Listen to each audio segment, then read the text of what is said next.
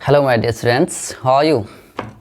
बच्चों, Indian civilisation and culture series की इस दूसरी वीडियो में आप सभी का स्वागत है। पहली वीडियो में हमने पैराग्राफ नंबर 8 तक समझा था और आज शुरू करेंगे हम पैराग्राफ नंबर 9 से। लेकिन आज की एक्सप्लेनेशन शुरू करने से पहले पिछली वीडियो में जो हमने पैराग्राफ नंबर 8 तक समझा था उसको एक बार रिवीजन लेंगे, मौखिक रिवीजन लेंगे और फिर वहाँ से आगे बढ़ेंगे। तो आइए रिवीजन शुरू करते हैं। बच्चों, सबसे पहले जो गांधी जी ने बात की थी कि मुझे ये विश्वास है कि भारतीय सभ्यता, इंडियन सिविलाइजेशन दुनिया की किसी भी सभ्यता से कमज़ोर नहीं है। दुनिया की कोई भी सभ्यता भारतीय सभ्यता की बराबरी नहीं कर सकती है, क्योंकि इन्होंने कहा था कि रोम की सभ्यता, ग्रीक की सभ्यता, मिस्र की सभ्यता, सारी की सारी सभ्यताएं नष्ट हो गई। जापान का भी पश्चिमीकरण हो गया है और चाइना का तो कुछ कहा ही नहीं जा सकता है। लेकिन भारत अभी भी अपनी प्राचीन सभ्यता के साथ अपने नींव पर मजबूती के साथ खड़ा है और यही भारत की शान है। इसके आगे उन्होंने बात किया कि विदेशी लोग भारत के ऊपर एक आरोप लगाते हैं कि भारत के लोग इतने असभ्य हैं, इतने मूर्ख हैं और इतनी मोटी बुद्धि के हैं कि कुछ भी चेंजेस लाने के लिए, कुछ भी बदलाव लाने के लिए उनको प्रेरित किया ही नहीं जा सकता, उनको समझाया ही नहीं जा सकता है। फिर देखिए, इसके आगे बात हुई, सिविलाइजेशन का डेफिनेशन मिला कि सिविलाइजेशन क्या है। That mode of conduct which points out to man the path of duty. व्यवहार का वो तरीका है जो मनुष्य को उसके कर्तव्य की राह बताता है। साथ ही Gujarati equivalent for civilisation means good conduct. Gujarati में अगर सिविलाइजेशन को कहें तो इसका सीधा सा मतलब होता है गुड कंडक्ट, यानी अच्छा व्यवहार। इसके आगे हम देखें, गांधी जी ने बात की कि हमारा माइंड ये एक रेस्टलेस बर्ड की तरह है, एक बेचैन चिड़िया की तरह है जो कभी सेटिस्फाइड नहीं होता है, कभी संतुष्ट नहीं होता है। The more it gets the more it wants and still remains unsatisfied. इसको जितना मिलता है ये उतना ही ज़्यादा और की चाह रखता है और इसके बावजूद ये अनसेटिस्फाइड ही रहता है और संतुष्ट ही रहता है। फिर इसके आगे हमारी बात हुई कि गांधी जी ने कहा खुशियों के बारे में कि happiness is largely a mental condition, कि खुशियाँ ये मुख्य तौर पर एक मानसिक स्थिति है। ये जरूरी नहीं कि कोई आदमी अमीर है तो वो खुश रहेगा और कोई गरीब है तो वो दुखी रहेगा, बल्कि अक्सर अमीर लोगों को ही दुखी देखा गया है और गरीब लोगों को ही खुश देखा गया है। इसके आगे फिर जो हमारी बातचीत हुई थी वो ये थी कि हमने प्राचीन काल में जो हमारे पास हल हुआ करते थे खेती करने के लिए, हम आज भी उसी हल से अपना काम चला रहे हैं। जो हमारे पास पहले झोपड़ी हुआ करती थी, कुटिया हुआ करती थी, वैसी ही कुटिया हमारे पास आज भी है। और साथ ही हमारा इंडिजिनस एजुकेशन, हमारा नेटिव एजुकेशन, हमारी स्वदेशी शिक्षा वैसी ही है जैसी हमारे पास प्राचीन काल में हुआ करती थी। फिर इसके आगे बात हुई कि हमारे पूर्वज मशीनों का आविष्कार नहीं किए। वजह ये नहीं कि हमारे पूर्वजों को मशीनों का आविष्कार करना नहीं आता था, वो जानते थे कि मशीनों का आविष्कार कैसे होगा, लेकिन उन्हें ये भी पता था कि अगर हमने मशीनों का आविष्कार किया तो हम उन मशीनों के ही गुलाम बनकर रह जाएंगे और हम अपना मोरल फाइबर यानी हम अपना कैरेक्टर लूज़ कर देंगे, खो देंगे। ये वजह थी कि उन्होंने मशीनों का आविष्कार नहीं किया। और आगे देखिए, फिर उन्होंने ये भी सजेस्ट किया कि हमें सिर्फ उतना ही करना चाहिए जो हम अपने हाथों और पैरों का इस्तेमाल करके कर सकते हैं। फिर इसके आगे गांव और शहर के बारे में बात हुई। हमारे पूर्वजों ने बताया कि शहर, बड़े बड़े शहर एक प्रकार का जाल होगा, एक प्रकार का फंदा होगा, एक बेकार सा बोझ होगा लोगों के लिए, जहाँ पर चोरों लुटेरों का गैंग होगा, ग्रुप होगा, चोरों लुटेरों का वो अड्डा होगा, बुराई का अड्डा होगा। वहाँ पर प्रॉस्टिट्यूशन होगा, वेश्यावृत्ति होगी और वहाँ पर बुराई फल फूल रही होगी। अमीर लोगों के द्वारा गरीब लोगों को ठगा जाएगा और इन्हीं सब चीज़ों को देखते हुए वो छोटे गांव से ही संतुष्ट थे, सेटिस्फाइड थे। फिर इसके आगे जो बात हुई कि राजा और उनकी ताकतें एथिक्स की ताकतों के आगे, नीति की ताकतों के आगे तुच्छ थी, निम्न स्तर की थी। और इसी कारण से हमारे पूर्वजों ने राजा और उनकी ताकतों को ऋषि महात्माओं की तुलना में निम्न स्तर का समझा, तुच्छ समझा। बल्कि ऋषि महात्माओं को राजा से भी उच्च स्थान दिया गया।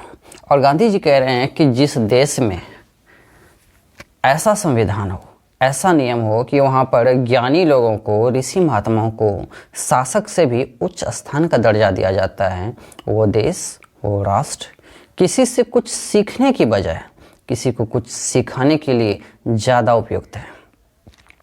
फिर आगे बात हुई कि इस देश में कोर्ट थी, लॉयर थे, डॉक्टर थे, लेकिन वे सब के सब अपनी सीमाओं में रहते थे।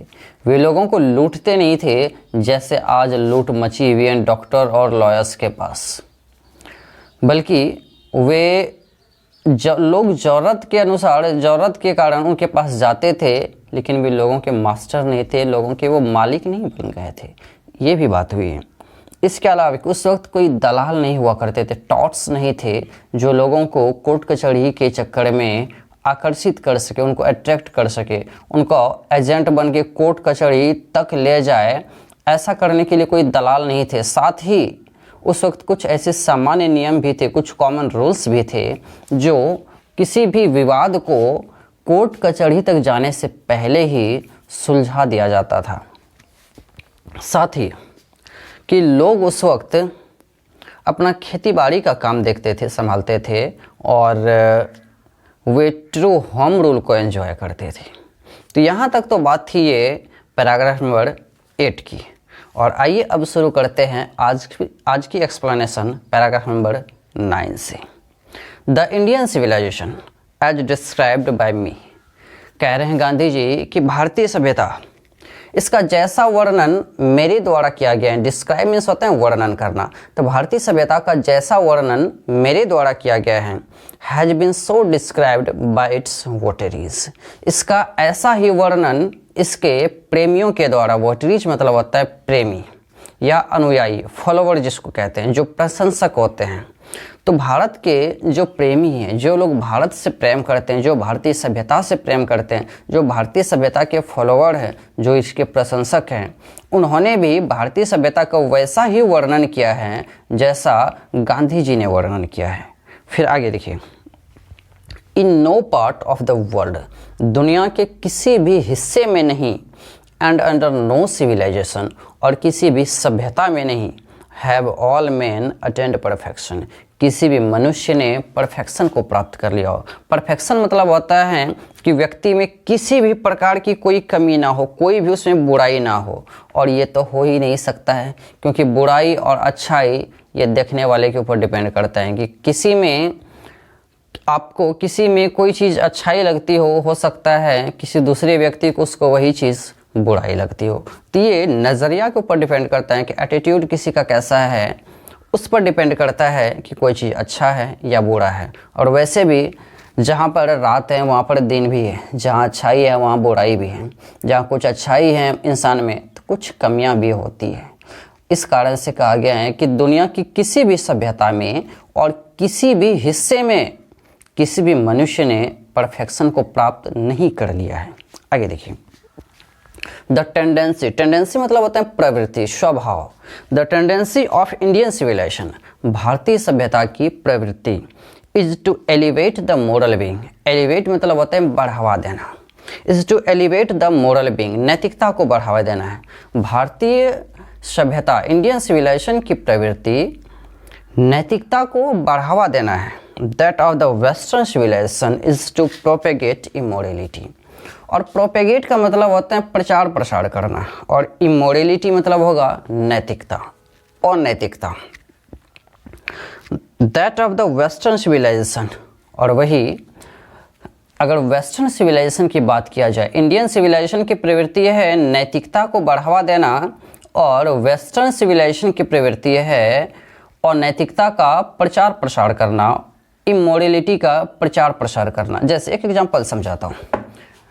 जब वेस्टर्न सिविलाइजेशन को मानने वाले लोगों, वेस्टर्न कल्चर में, वेस्टर्न कंट्रीज में, वेस्ट कंट्रीज में जब कोई बच्चा बड़ा हो जाता है तो उसकी निशानी समझी जाती है कि अब ये लेट नाइट पार्टीज में जाने लगा, देर रात तक घर से बाहर रहने लगा, शराब दारू पीने लगा, सिगरेट पीने लगा, तो समझा जाता अच्छा बड़ा, अब बच्चा बड़ा हो गया है। लेकिन अपने इंडियन सिविलाइजेशन में देख ली, अगर पता चल गया घर में कि काफ़ी देर रात तक घर नहीं आ रहा है तो पहले तो फ़ोन पर फ़ोन जाएगा।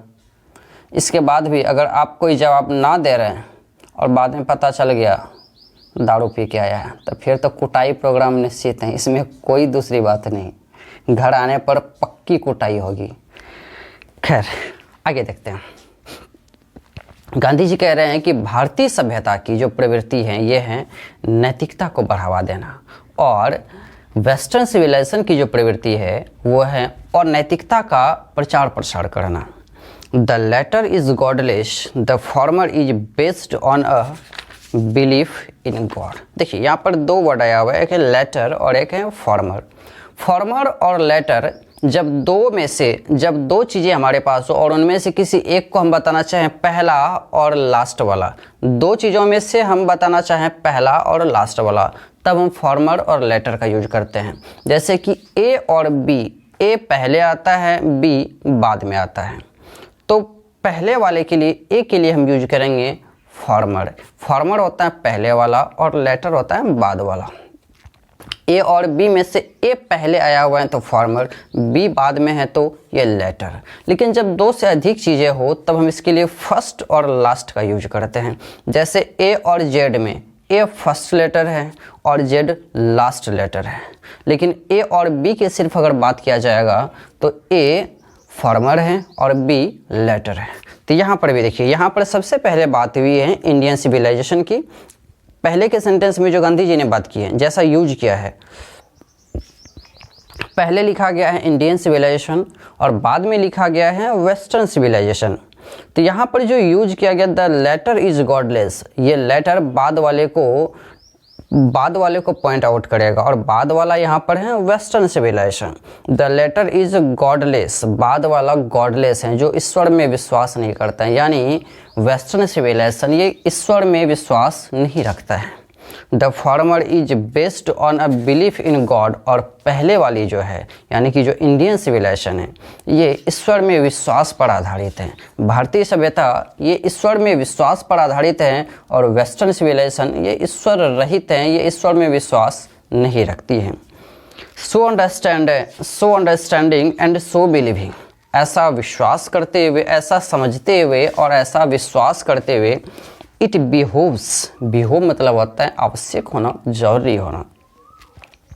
It behoves every lover of India to cling, cling मतलब होता है किसी के साथ मजबूती के साथ पकड़े रहना, चिपके रहना। To the old Indian civilisation as a child clings to the mother's breast. देखिए इसका मतलब है कि इस बात को समझते हुए और इस बात को मानते हुए कि प्राचीन सभ्यता जो हमारी एंशिएंट सिविलाइजेशन है ये ईश्वर में विश्वास पर आधारित हैं, और जो बाद वाली सभ्यता है, जो वेस्टर्न सिविलाइजेशन है, ये ईश्वर रहित हैं। ऐसा विश्वास करते हुए और ऐसा समझते हुए भारत से प्यार करने वाले सभी लोगों के लिए ये आवश्यक है कि वो भारतीय सभ्यता के साथ वैसे ही जुड़े रहें जैसे एक बच्चा अपनी माँ के सीने से जुड़ा रहता है। और आगे अब पैराग्राफ नंबर 10 पर आते हैं। I am no hater of the West. Gandhi ji कह रहे हैं कि मैं पश्चिमी सभ्यता का हेटर नहीं हूँ, पश्चिमी सभ्यता से मैं नफरत नहीं करता हूँ। I am thankful to the west, कहते हैं मैं वेस्ट का तो आभारी हूँ, फॉर मेनी अ थिंग, कई सारी चीज़ों के लिए, ढेर सारी चीज़ों के लिए। मेनी मतलब होता है ढेर सारा, बहुत सारा। फॉर मेनी अ थिंग, बहुत सारी चीज़ों के लिए। I have learned from western literature, जो मैंने वेस्टर्न लिटरेचर से, पश्चिमी साहित्य से सीखा है।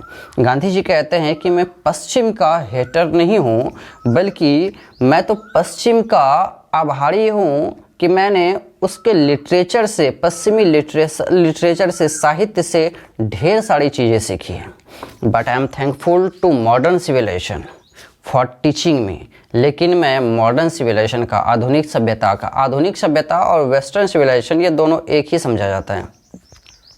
But I am thankful to modern civilization, लेकिन मैं आधुनिक सभ्यता का आभारी हूँ, फॉर टीचिंग मी, मुझे ये बताने के लिए, सिखाने के लिए, दैट कि इफ़ आई वांट इंडिया, यदि मैं चाहता हूँ कि Bharat to rise to its fullest height, अपने विकास की फुलेस्ट हाइट पर, सर्वोत्तम ऊंचाई पर जगमगाता हुआ दिखे, विकास करता हुआ भारत विकास करके अपनी सर्वोत्तम ऊंचाई पर, सर्वोच्च ऊंचाई पर जगमगाता हुआ दिखे, अगर मैं ये चाहता हूँ तो I must tell my countryman, countryman मतलब होता है देशवासी, I must tell my countryman, मुझे अपने देशवासियों को अवश्य बता देना चाहिए, फ्रैंकली, स्पष्ट रूप से, that after years and years of experience of modern civilization, years and years of experience, सालों साल के अनुभव के बाद of modern civilization, आधुनिक सभ्यता का, I have learnt one lesson from it, मैंने इससे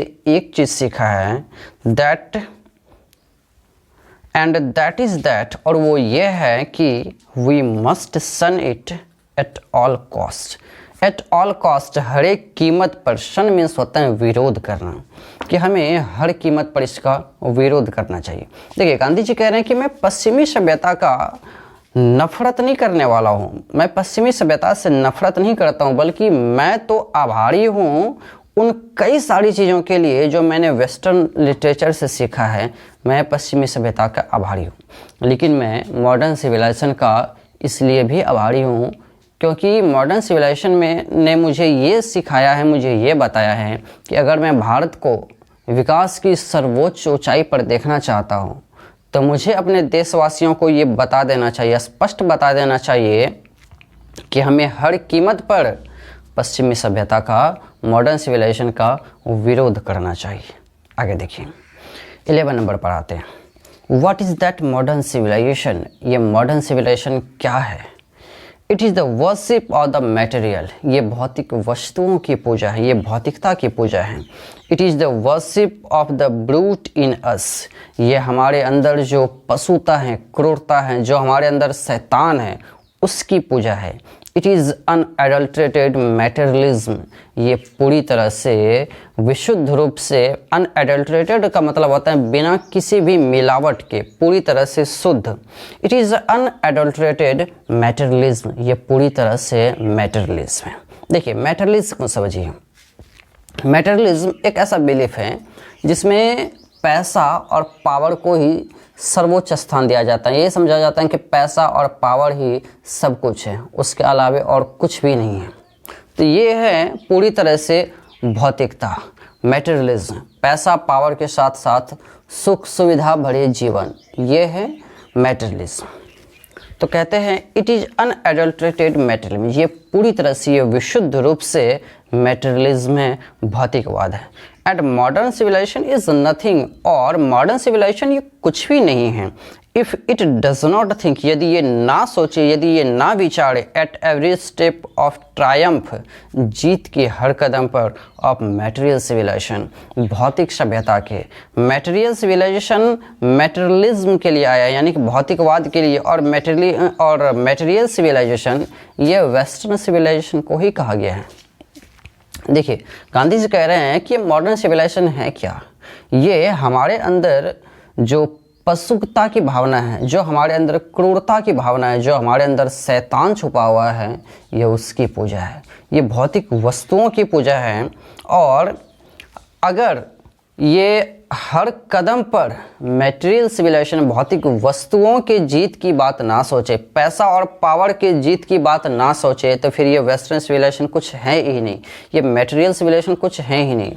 इसको हर कदम पर पैसा और पावर की जीत चाहिए, यानी कि जिसकी लाठी उसकी भैंस। आगे आइए 12 नंबर पर आते हैं।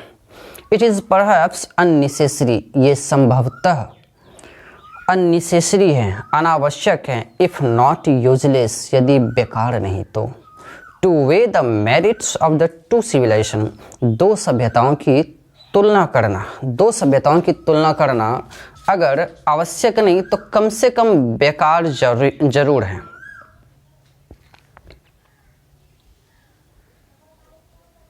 It is likely that the west, it is likely, ये संभवतः वैसा ही है, that the west has evolved a civilization, कि पश्चिम ने एक सभ्यता का विकास किया है, suited to its climate and surrounding, जो इसके पर्यावरण को, जो इसकी जलवायु को, जो इसके परिवेश के लिए अनुकूल है। एंड सिमिलरली, और ठीक वैसे ही, वी हैव अ सिविलाइजेशन, हमारे पास एक सभ्यता है, सुटेड टू आवर कंडीशंस,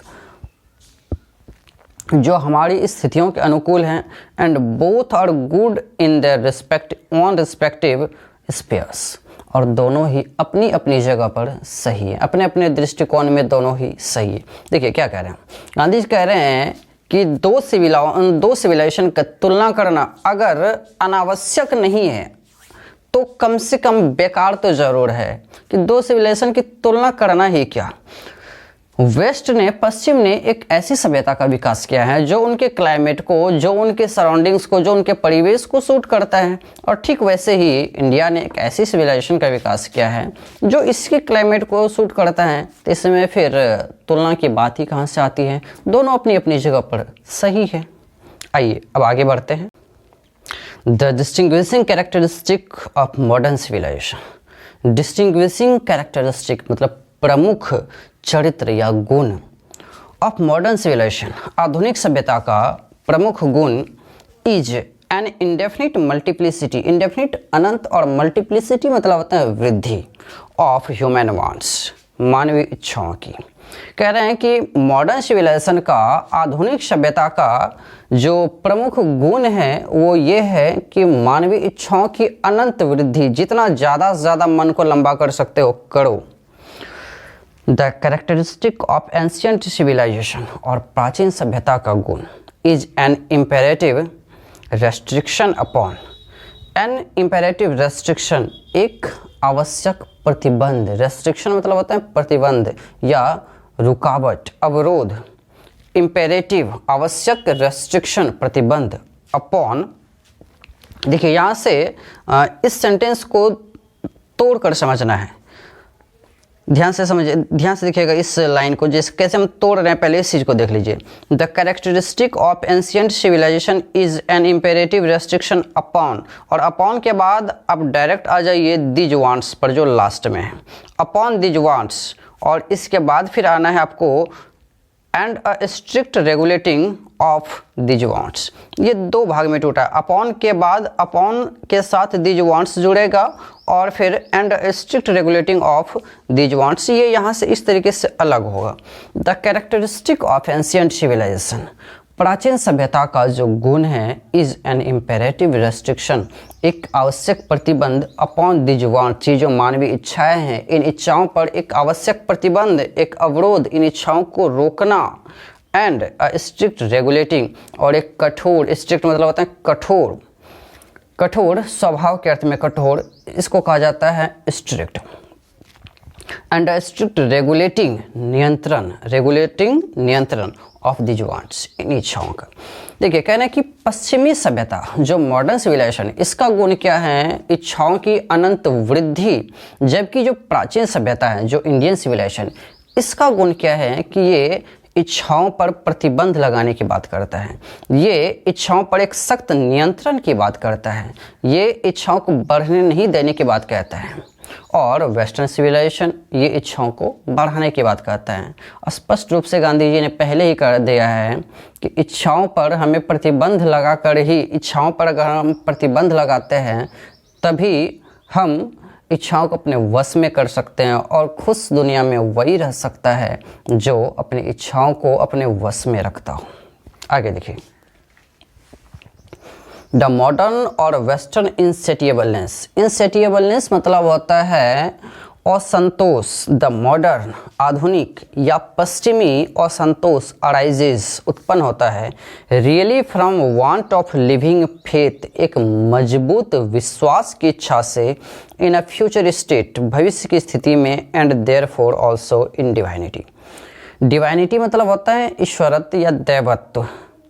देखिए कह रहे हैं यहाँ पर कि पश्चिमी या आधुनिक जो इंसेटिएबलनेस उत्पन्न होता है, जो असंतोष उत्पन्न होता है, ये भविष्य की स्थिति में एक मजबूत इच्छा से, भविष्य की स्थिति में उनको एक मजबूत इच्छा होती है और मजबूत विश्वास की इच्छा होती है, और उनको इसी वजह से डिवाइनिटी में भी असंतोष उत्पन्न होता है। देखिए वो सोचते क्या है, वो चाहते हैं कि इच्छाओं को जितना बढ़ाना है बढ़ाते चलो, और उन इच्छाओं को पूरा करने के लिए आज मेहनत करके सुख सुविधा के साधन जुटा लिए जाएं, और सुख सुविधा के साधन जब जुटा लिए जाएंगे तो फिर कल को उससे हमें खुशी मिलेगी।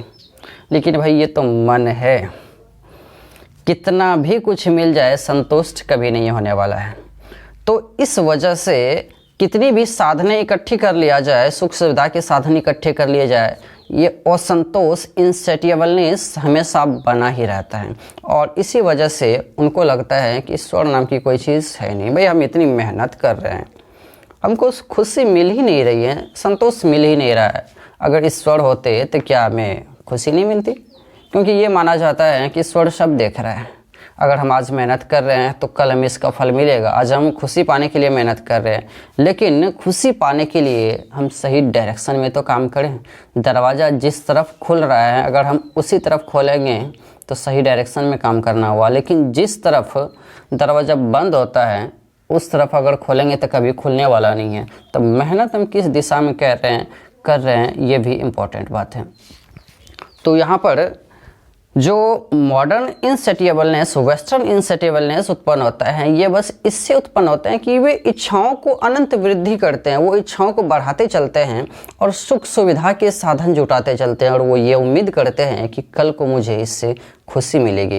लेकिन उनको कोई खुशी नहीं मिलती है उन सुख सुविधा के साधनों को इकट्ठा करने से, और इस वजह से उनमें असंतोष उत्पन्न होता है। इसी वजह से उनको डिवाइनिटी के प्रति भी असंतोष उत्पन्न होता है।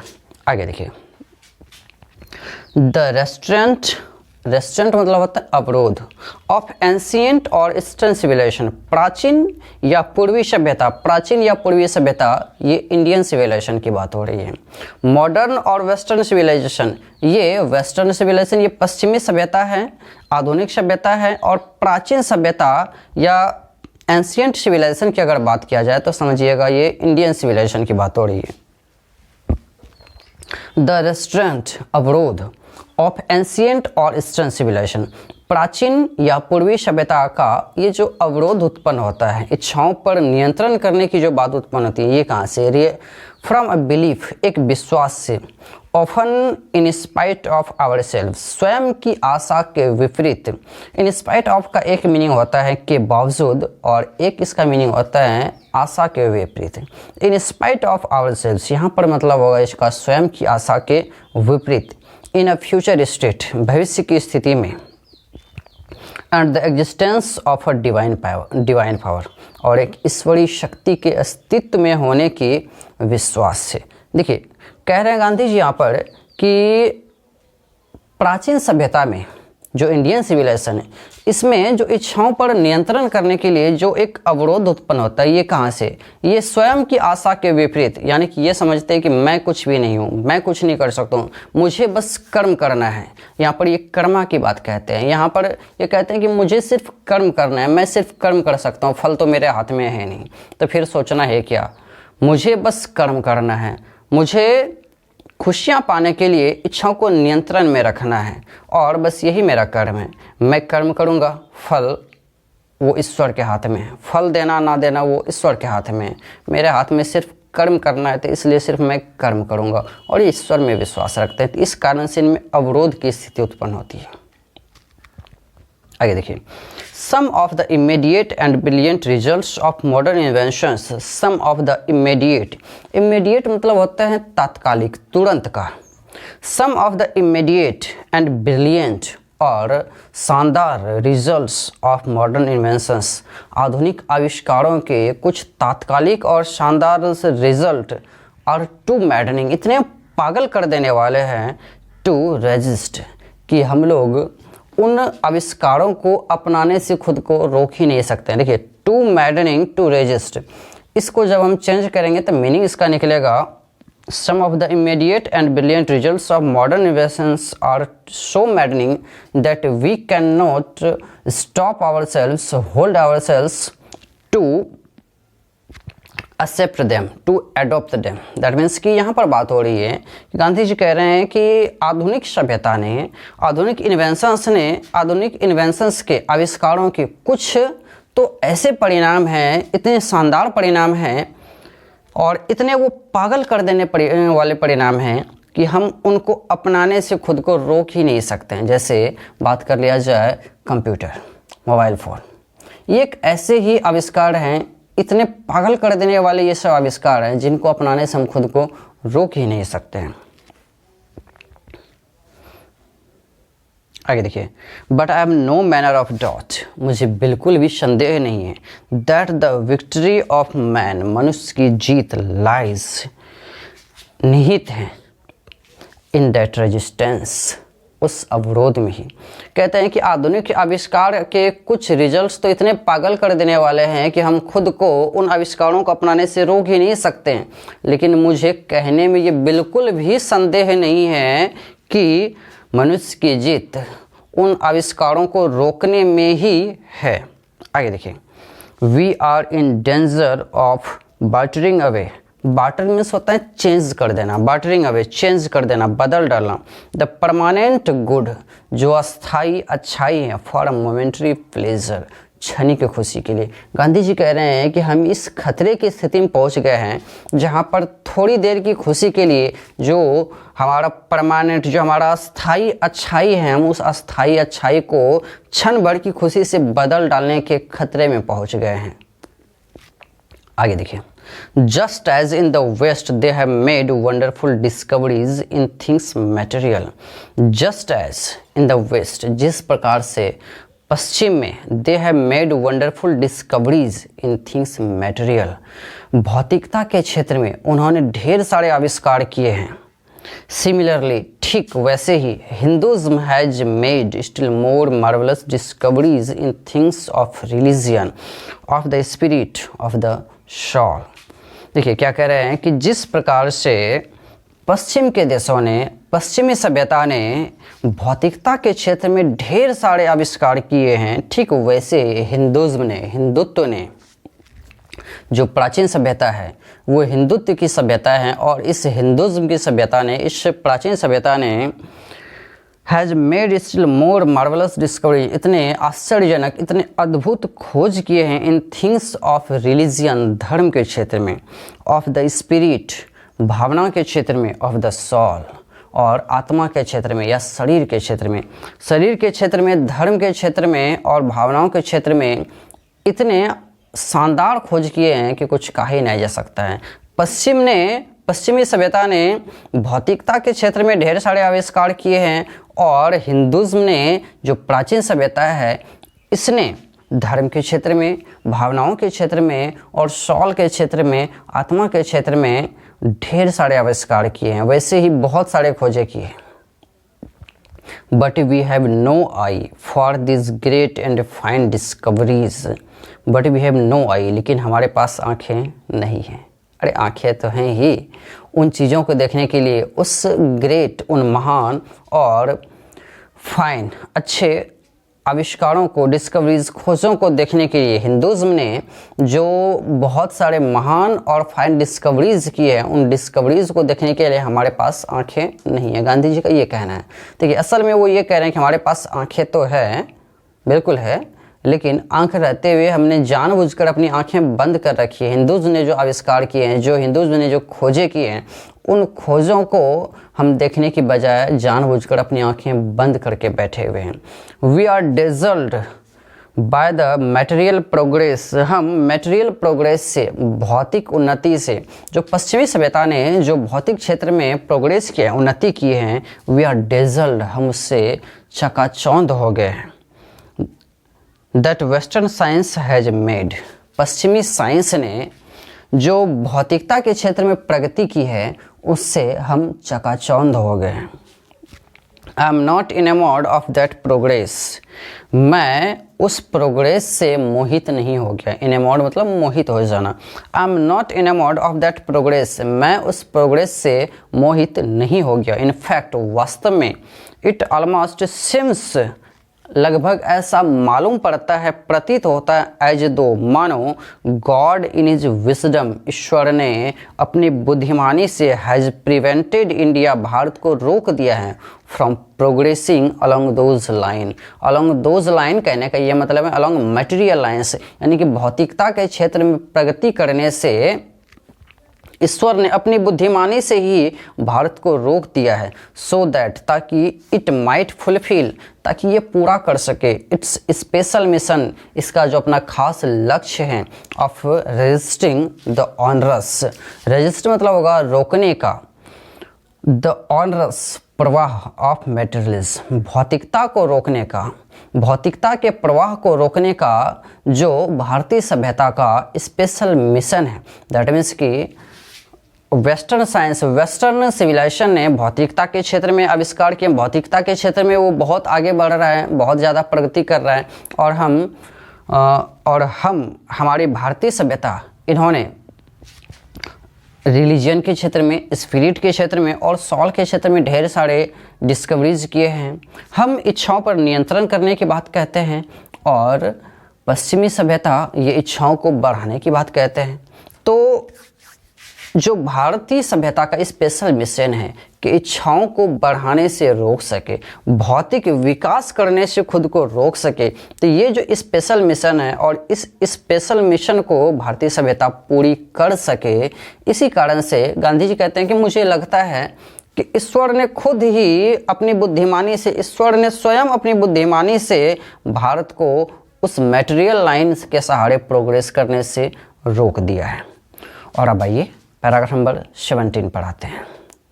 आफ्टर ऑल, आखिरकार, there is something in Hinduism that has kept it alive up till now. आखिरकार there is something in Hinduism, Hinduism में कुछ ना कुछ तो ऐसी बात है that has kept it alive up till now, जिसने इसे अब तक जीवित रखा है। गांधी जी कहते हैं कि हिंदुत्व में जो प्राचीन सभ्यता है, हिंदुत्व की सभ्यता है, इस हिंदुत्व में कुछ न कुछ तो ऐसी चीज़ें हैं जिसने इसे अब तक जीवित रखा है। इट हैज विटनेस्ड, विटनेस मतलब होता है गवाह, इट हैज विटनेस्ड, ये गवाह रहा है, the fall of Babylonian, Babylonian के बाद आप सिविलाइजेशन, जितने भी यहाँ पर वर्ड आ रहे हैं बेबीलोनियन, सीरियन, इन सब के साथ सिविलाइजेशन आप जोड़ते चले जाएंगे। It has witnessed the fall of Babylonian civilization, यानी कि यह बेबीलोन की सभ्यता के पतन का गवाह रहा है। फॉल में होगा पतन, इट हैज विटनेस, ये गवाह रहा है, द फॉल, पतन का, ऑफ बेबीलोनियन, बेबीलोन की सभ्यता, सीरियन, सीरिया की सभ्यता, पर्शियन, पर्शियन ये होगा फारसी सभ्यता, एंड इजिप्शियन, मिस्र की सभ्यता। गांधी जी कह रहे हैं कि हिंदुत्व में कुछ ना कुछ तो ऐसा है जिसकी वजह से ये आज तक जीवित हैं। ये बेबीलोन, सीरिया, फारस और मिस्र की सभ्यता के पतन का गवाह रहा है, यानी कि हिंदुत्व के सामने सामने वो सब सभ्यताएं बनी और नष्ट हो गई, लेकिन हिंदुत्व की सभ्यता, हिंदुत्व की सिविलाइजेशन, एंशिएंट सिविलाइजेशन आज भी ये जीवित है। तो कुछ ना कुछ तो खास वजह जरूर है। Cast a look around you, अपने चारों तरफ एक नज़र डालो। Where is Rome and where is Greece, कहाँ है रोम, कहाँ है ग्रीक, ग्रीक की वो प्राचीन सभ्यता, रोम की वो प्राचीन सभ्यता कहाँ है। Can you find today anywhere the Italy of Gibbon, क्या आप कहीं पर भी जिब्बन का इटली देख सकते हैं, क्या आपको कहीं पर भी जिब्बन का इटली मिलेगा। ये जिब्बन एक अंग्रेज इतिहासकार थे। देखिए पीछे में आंसर, इसका मीनिंग दिया हुआ है, the English historian of the 18th century, 18वीं शताब्दी के वो एक इंग्लिश हिस्टोरियन थे, who authored the famous book the decline and the fall of the Roman Empire. इन्होंने एक किताब लिखा है the decline and fall of the Roman Empire, इसके ऑथर है, इसके लेखक हैं जिब्बन। तो वो जो इतिहासकार थे जिन्होंने रोम के बारे में, ग्रीक के बारे में, उसके फॉल के बारे में लिखा है, तो उनका जिस प्राचीन रोम और ग्रीक की सभ्यता को उन्होंने वर्णन किया है, वो प्राचीन सभ्यता अब कहाँ है। Can you find today anywhere the Italy of Gibbon, क्या आपको कहीं पर भी जिब्बन का वो प्राचीन इटली मिल सकता है। और रेदर द एंशियंट रोम, या फिर प्राचीन रोम ही, फॉर रोम वॉज इटली, क्योंकि रोम इटली ही था। आज जो इटली है इस इटली में ही रोम था, ये इटली ही रोम था, लेकिन आज फॉर रोम वॉज इटली, आज जो इटली है यही पहले रोम था। तो गांधी जी कह रहे हैं कि अपनी चारों तरफ एक नज़र डालो और देखो कि क्या कहीं पर भी प्राचीन रोम या प्राचीन ग्रीस कहीं पर भी देखने को मिलता है क्या। जिब्बन इतिहासकार ने जिस रोम का वर्णन किया है, प्राचीन रोम की सभ्यता का वर्णन किया है, जरा ढूंढ कर देखो कहीं पर भी क्या वो प्राचीन रोम की सभ्यता आज कहीं पर मिलती है। गो टू ग्रीस जाइए। Where is the world famous Attic civilization, विश्व प्रसिद्ध एटिक सिविलाइजेशन कहाँ है, जरा ढूंढ कर देखिए। देन कमिंग टू इंडिया, और इसके बाद फिर वापस भारत आने पर let one go through the most ancient records, कोई मोस्ट एंशियंट रिकॉर्ड्स जो प्राचीन से प्राचीन, जितने भी प्राचीन से प्राचीन, पुराने से पुराने अभिलेख रिकॉर्ड्स देखने हैं, उन रिकॉर्ड्स को देखिए। And then look around you, और फिर अपने चारों तरफ एक नज़र डालिए। And you would be constrained to say yes I see here ancient India still living. Gandhi ji कहते हैं कि आप ग्रीस जाइए, विश्व प्रसिद्ध जो ग्रीस की एटिक सिविलाइजेशन थी वो कहाँ है, कहीं पर भी नहीं है। फिर वापस भारत आइए, और भारत आकर जितने आपको प्राचीन से प्राचीन रिकॉर्ड देखने, जितना आपको पहले का रिकॉर्ड देखना है, उन रिकॉर्ड्स को आप देखिए, और इसके बाद फिर अपने चारों तरफ देखिए। आप ये कहने पर मजबूर हो जाएंगे कि हाँ, मैं प्राचीन भारत को यहाँ पर अब भी जीवित देख रहा हूँ। आगे देखिए, जैसे कि एग्जाम्पल से इसको समझ सकते हैं। प्राचीन भारत ऋषि मुनियों की परंपरा थी, गुरुकुल परंपरा थी। आपको आज भी कहीं कहीं पर गुरुकुल परंपरा देखने को मिल जाएगी। लोग के तब मिलने पर जिस प्रकार वो अभिवादन लोगों का करते थे, हाथ जोड़कर नमस्ते करते थे, आज भी लोग ऐसा करते हैं। ये सारी चीज़ें आपको आज भी मिल जाएगी। पहले के जैसे पूजा पद्धति थी वैसे ही आज भी पूजा पद्धति है, और ये सब प्राचीन, जितने ज़्यादा से ज़्यादा जितने आप पुराने से पुराने रिकॉर्ड्स को देख सकते हैं देख लीजिए, और उससे मिला कर देख लीजिए, वही सब चीज़ें इंडिया में आज भी मौजूद हैं। तो इस तरीके से आप ये कहने पर मजबूर हो जाएंगे कि हाँ, प्राचीन सभ्यता को मैं आज भी इंडिया में देख रहा हूँ, कि प्राचीन इंडिया, प्राचीन भारत आज भी जीवित है। अब आगे देखते हैं। ट्रू, सत्य है। देयर वर डंग हिप्स, गोबर के ढेर पड़े हुए थे। डंग हिप्स मतलब होगा गोबर के ढेर। डंग गोबर और हिप मतलब होता है ढेर। तो डंग हिप्स, देयर वर डंग हिप्स, गोबर के ढेर पड़े हुए थे। ये बात सही है। To here and there, true, there were dung heaps to here and there. Here and there मतलब होता है जहाँ तहाँ, जहाँ तहाँ गोबर के ढेर पड़े हुए रहते थे। ये बात सत्य है।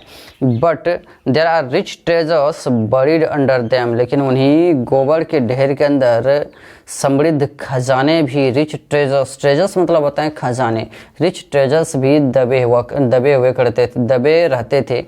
ये बात भी सत्य है। ये बात सही है कि यहाँ पर गोबर के ढेर जगह जगह पर पड़े रहते थे, लेकिन उन्हीं गोबर के ढेर के अंदर समृद्ध खजाने भी पड़े रहते थे। ये बात भी सत्य है। And the reason why it has survived is that, and the reason, और वो कारण वाई इट हैज़ सर्वाइव्ड, जिस वजह से ये आज तक जीवित है, इज दैट, वो ये है कि द इंड का मतलब एक तो अंत होता है, और इंड का एक मतलब उद्देश्य भी होता है, कि दैट द इंड, कि जो उद्देश्य, विच हिंदुज़्म सेट बिफोर इट, जो हिंदुत्व ने अपने लिए उद्देश्य निर्धारित किया,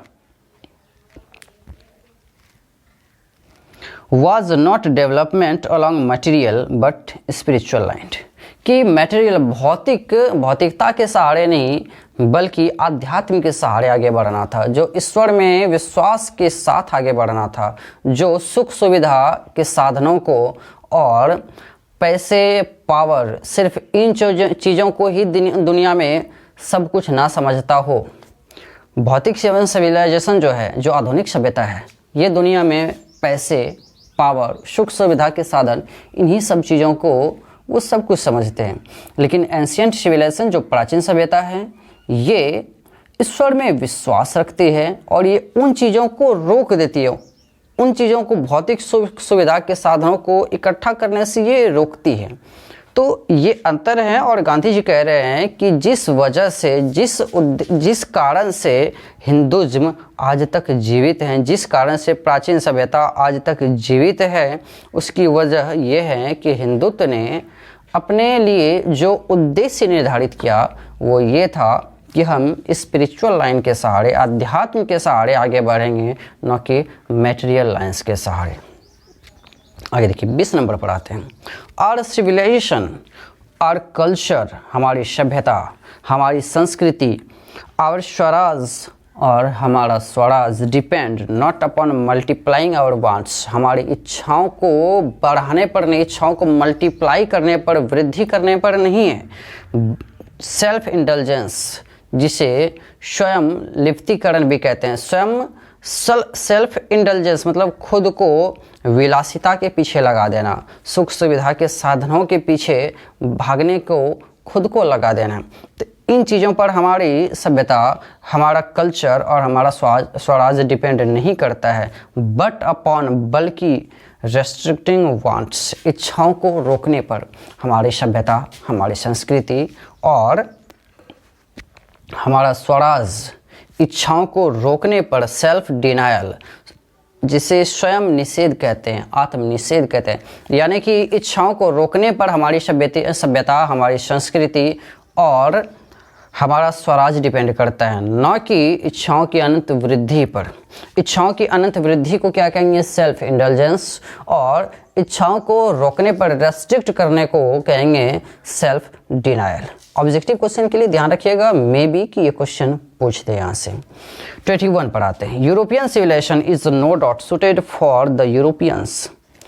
कहते हैं गांधी जी कि यूरोपीय सभ्यता इज नो डाउट, इसमें कोई शक नहीं कि सूटेड फॉर द यूरोपियंस, कि यूरोपीय लोगों के लिए ये सूट करता है, यूरोपीय लोगों को सूट करता है, ये उनके लिए अनुकूल है, इसमें कोई डाउट की बात नहीं है, इसमें कोई भी संदेह की बात नहीं है। बट इट विल मीन रून, लेकिन ये बर्बादी हो जाएगा फॉर इंडिया, भारत के लिए, if we endeavour to copy it, यदि हम इसको कॉपी करने का प्रयास करते हैं तो ये भारत के लिए एक बर्बादी बनेगा।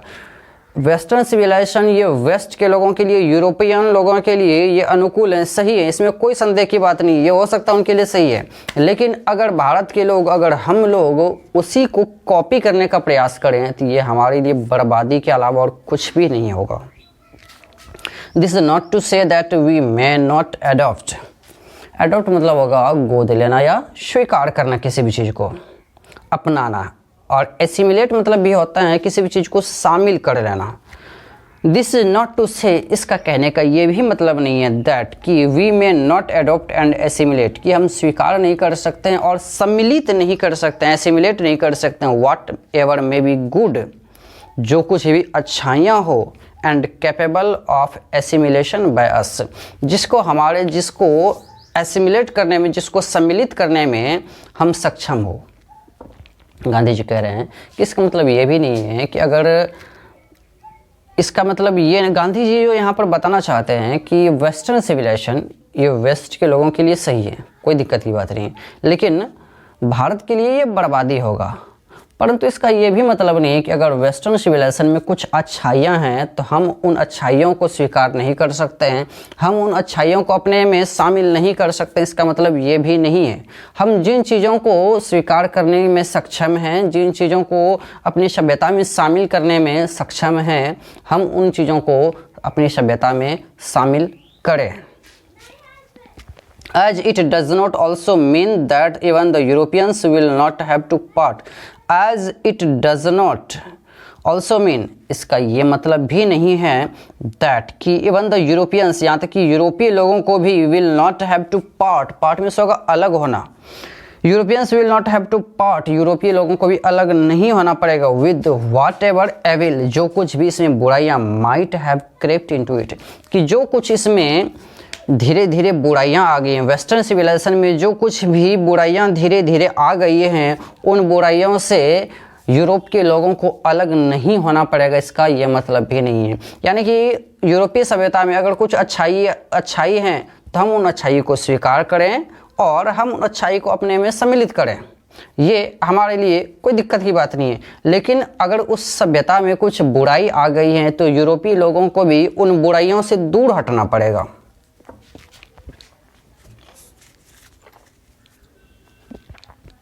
द इंसेसेंट सर्च, अनवरत खोज फॉर मटेरियल कंफर्ट्स, मटेरियल भौतिक कंफर्ट्स आराम, भौतिक आराम के लिए, भौतिक सुख सुविधा के साधनों से आराम के लिए जो लगातार जो अनवरत खोज चल रही है, सर्च चल रहा है, एंड देयर मल्टीप्लिकेशन, और उनकी वृद्धि, इज सच एन एविल, एक ऐसी ही बुराई है। गांधी जी ने अभी जिस बुराई के बारे में पहले पैराग्राफ में बात किया था कि यूरोपीय लोगों को भी अगर उनकी सभ्यता में कुछ बुराइयां धीरे धीरे आ गई हैं तो उन बुराइयों से अलग होना पड़ेगा। तो गांधी जी फिर अब इस पैराग्राफ में कह रहे हैं कि भौतिक सुख सुविधा के साधनों से खुशियां प्राप्त करना और इच्छाओं की अनंत वृद्धि, ये एक प्रकार की बुराई ही है। And I make bold to say, और मैं निर्भीक होकर कहता हूँ, that the Europeans themselves will have to remodel their outlook. देखिए, आउटलुक का मतलब होता है दृष्टिकोण, किसी भी चीज़ को देखने का नज़रिया। द यूरोपियंस देमसेल्व्स, यूरोपीय लोगों को खुद भी, विल हैव टू रीमॉडल, फिर से बनाना होगा, रीमॉडल करना होगा, देयर आउटलुक, अपना दृष्टिकोण, if they are not to perish, यदि वे गायब नहीं हो जाना चाहते हैं, अंडर द वेट, बोझ तले, ऑफ द कंफर्ट्स, आराम के बोझ तले, to which they are becoming slaves, जिसके वो गुलाम बनते चले जा रहे हैं।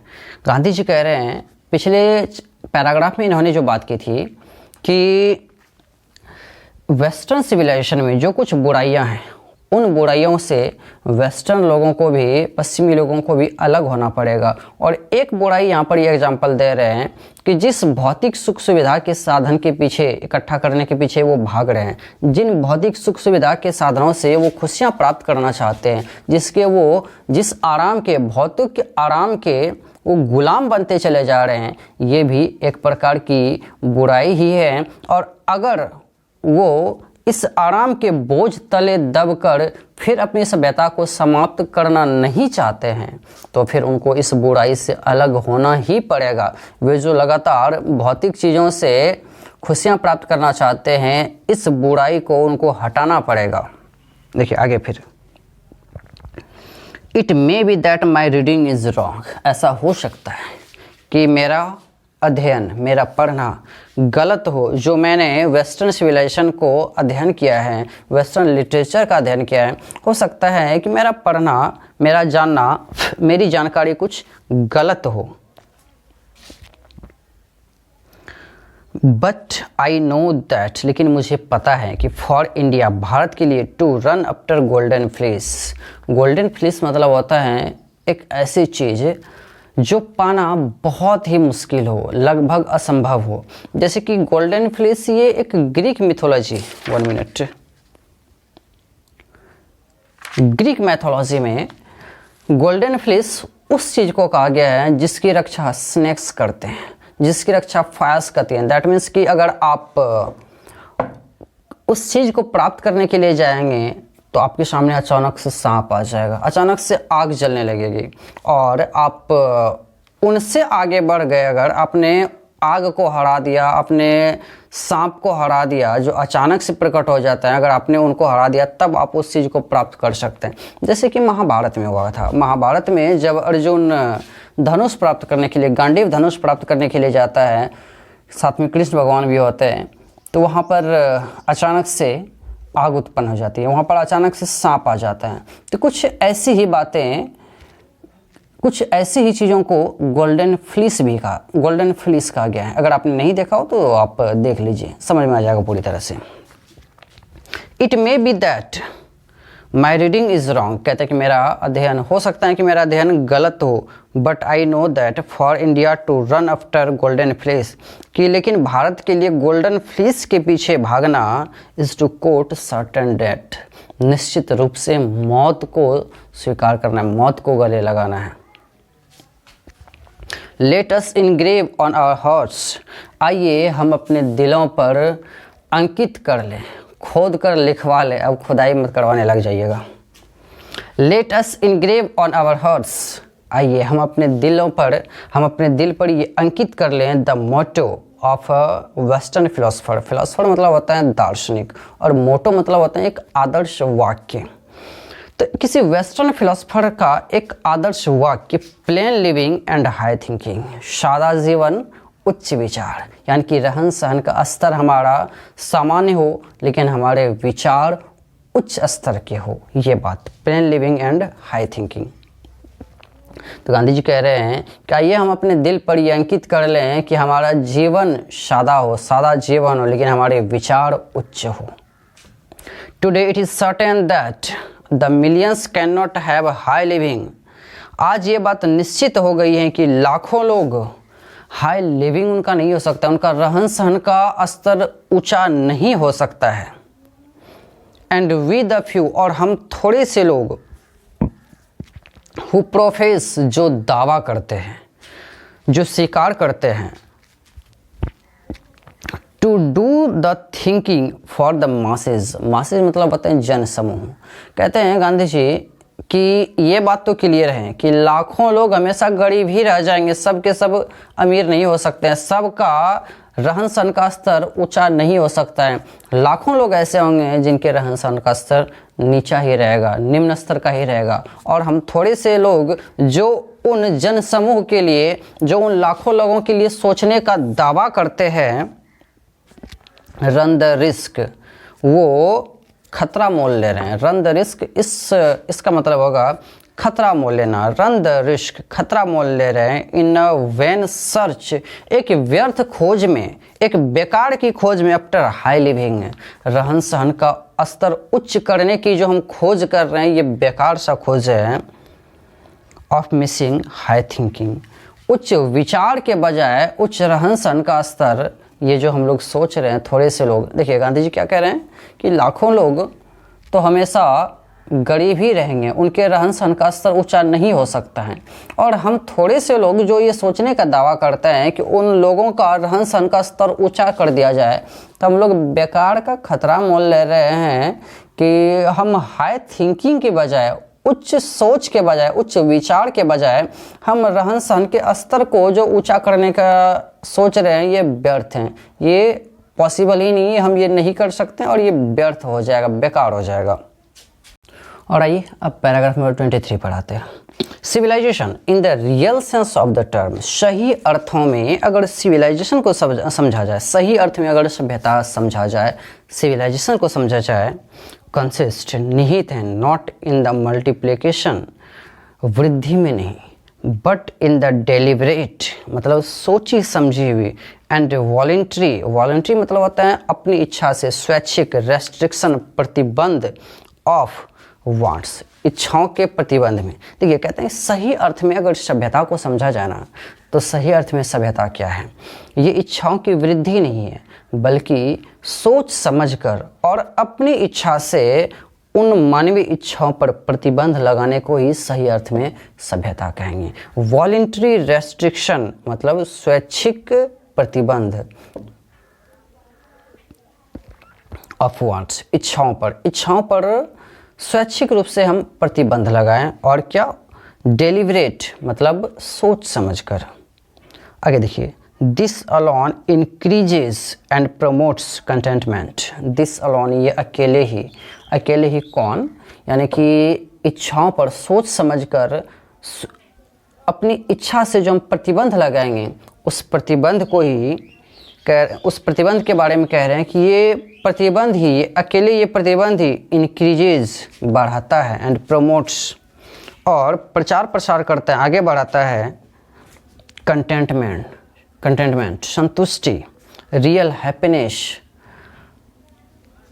वास्तविक खुशी, एंड कैपेसिटी फॉर सर्विस, सेवा की क्षमता। देखिए गांधी जी क्या कह रहे हैं कि सही अर्थ में सभ्यता इच्छाओं की वृद्धि करने में नहीं है, बल्कि सोच समझकर खुद से स्वेच्छापूर्वक उन इच्छाओं पर प्रतिबंध लगाने का नाम ही सिविलाइजेशन है। और अगर हम इस बात को समझ जाएं तो ये जो अकेली चीज़ें हैं, इच्छाओं पर प्रतिबंध, ये खुद ही संतुष्टि, कंटेंटमेंट, संतुष्टि, रियल हैप्पीनेस, वास्तविक खुशी और कैपेसिटी फॉर सर्विस, सेवा की क्षमता को बढ़ाता है और इनका प्रचार प्रसार करता है, प्रमोट करता है इनको।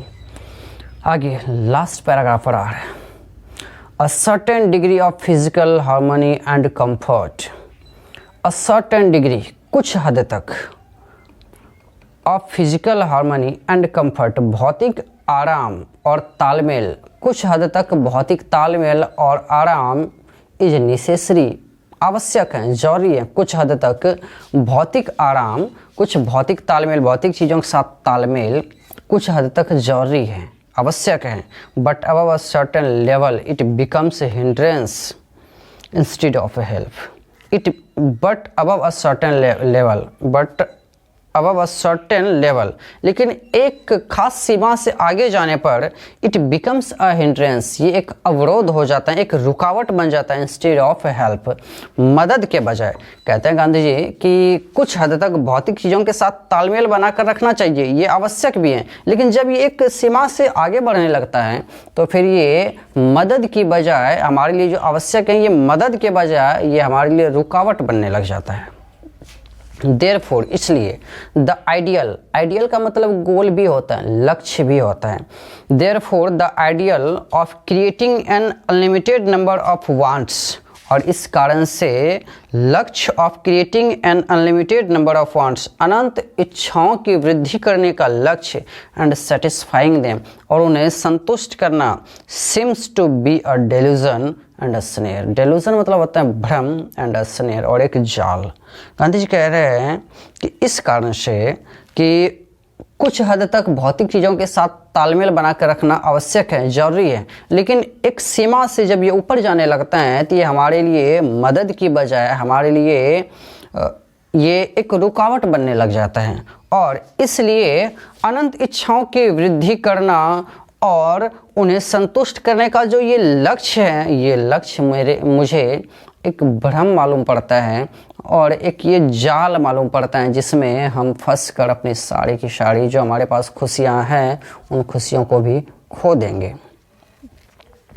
The satisfaction of one's physical needs, किसी की भौतिक ज़रूरतों की, फिजिकल नीड्स भौतिक ज़रूरतें, किसी की भौतिक ज़रूरतों की पूर्ति, इवन यहाँ तक कि द इंटेलेक्चुअल नीड्स, बौद्धिक ज़रूरतों की, इंटेलेक्चुअल मतलब होगा बौद्धिक, इंटेलेक्चुअल नीड्स बौद्धिक ज़रूरतों की, of one's narrow self, one's narrow self, narrow self मतलब होगा, देखिए नैरो मीन्स होता है सकड़ा, वंस नैरो सेल्फ, किसी के दिमाग अगर सकड़ा या संकुचन है, थोड़ा जिसको आप कहते हैं ना कि स्वार्थ, तो किसी की बौद्धिक ज़रूरतें, कोई व्यक्ति स्वार्थ हैं, उस स्वार्थी व्यक्ति की भी कुछ बौद्धिक ज़रूरतें होंगी और कुछ फिजिकल ज़रूरतें भी होंगी। तो उन बौद्धिक ज़रूरतों की पूर्ति भी, स्वार्थी आदमी की भी उन बौद्धिक ज़रूरतों की पूर्ति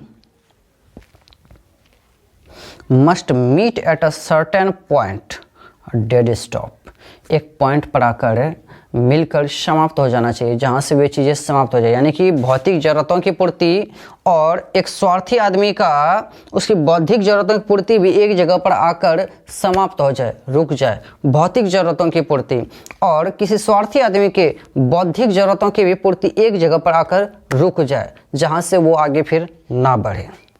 before it degenerates into physical and intellectual voluptuousness, इससे पहले कि ये भौतिक और बौद्धिक विलासिता में बदल जाए।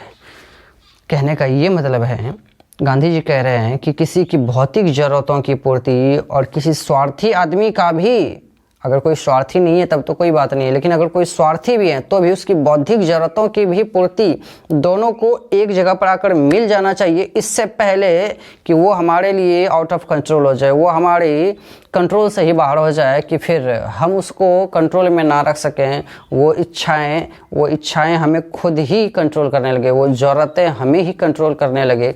इससे पहले हम उन इच्छाओं को कंट्रोल कर लें, हम उन स्थितियों को कंट्रोल कर लें, हम उन ज़रूरतों को खुद से कंट्रोल कर लें। A man must arrange his physical and cultural circumstances. एक व्यक्ति को अपनी भौतिक और सांस्कृतिक परिस्थितियों को संभाल कर रखना चाहिए, सो दैट, ताकि they do not hinder him, वो उसे बाधा ना पहुँचाए, उसे रुकावट ना दें, in his service of humanity, मानवता की सेवा में। कह रहे गांधी जी कि किसी व्यक्ति को अपनी भौतिक और सांस्कृतिक इन दोनों परिस्थितियों को इस तरीके से संभाल कर रखना चाहिए, व्यवस्थित करके रखना चाहिए कि किसी व्यक्ति को वो परिस्थितियाँ उसकी मानवता की सेवा में कोई रुकावट ना डाले। ऑन व्हिच, जिस पर all his energies should be concentrated, जिसकी उसकी सारी ऊर्जाएँ केंद्रित होनी चाहिए। यानी कि गांधी जी यहाँ पर हमें सजेस्ट कर रहे हैं कि हमारी ऊर्जाएं मानवता की सेवा पर, हम मनुष्य हैं और हमारे अंदर मनुष्यता की भावना होनी चाहिए। हम इंसान हैं, हमारे पास इंसानियत की भावना होनी चाहिए, और इंसानियत की भावना ये भी कहती है कि हम लोगों की सेवा करें, जो कमज़ोर हैं, गरीब हैं, पिछड़े हैं, उनको हम ऊपर उठाएं, हमेशा हम उनके साथ कदम से कदम मिलाकर चलें और उनकी सेवा करते रहें। और इस सेवा पर ही हमारी जो ऊर्जा केंद्रित होनी चाहिए। तो इसके लिए हमें अपने भौतिक और सांस्कृतिक परिस्थितियों को व्यवस्थित करके रखना चाहिए, ताकि वे हमें रुकावट ना डाल सकें। और इस तरीके से आपका ये इंडियन सिविलाइजेशन एंड कल्चर पूरा चैप्टर आज समाप्त होता है। फिर से वही कहूँगा, कोई दिक्कत हो तो आप पूछ सकते हैं फिर से, और अगर दिक्कत ना हो तो फिर आप 1 से 2 बार इसको रिवीजन तब तक ज़रूर करें जब तक हमारी अगली वीडियो आ जाती है। अगली वीडियो में हम इसके लिए समरी या क्वेश्चन आंसर जैसा भी होगा हम देख लेते हैं, जैसे जो अच्छा लगेगा। समरी या क्वेश्चन आंसर किसी चीज़ को लेकर आएंगे, और साथ ही साथ हम कोशिश करेंगे ऑब्जेक्टिव के लिए भी। तो तब तक के लिए आप इन चीज़ों को पढ़ें, एक बार फिर से पढ़ें 1 से 2 बार, ताकि क्लैरिटी आ जाए, क्योंकि जितना ज़्यादा से ज़्यादा आप रिवीजन करेंगे क्लैरिटी उतनी ही ज़्यादा आएगी। तो खैर, अब इस क्लास को यहीं पर रोकते हैं। आप सबको एक बार फिर से नमस्कार।